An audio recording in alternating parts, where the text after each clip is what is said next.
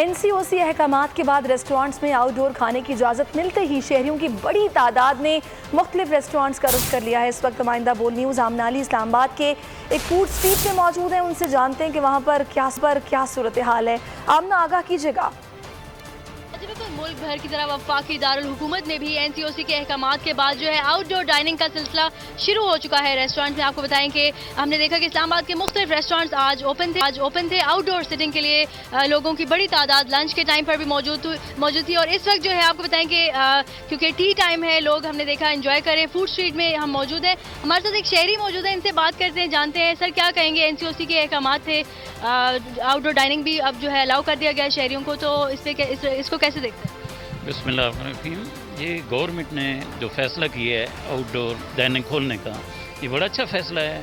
लोग एंजॉय कर रहे हैं, बाहर मतलब होटल खुल गए हैं, इनके कारोबार चल पड़े हैं, तो इससे इंशाल्लाह आजकल कोरोना के केसेस में वाकई कमी हो रही है और लोग जाहिर बात है बाहर निकलेंगे तो कोई डर खतरा नहीं, मतलब उसके साथ साथ SOPs पे तो अमल करना चाहिए, मास्क लगाने चाहिए, फिर भी एहतियात ज़रूरी है। SOPs का ख्याल रखते हुए लोग जो हैं आउटडोर डाइनिंग में और जो है अपनी फैमिली के साथ एंजॉय करें। जी बहुत शुक्रिया आमना अली।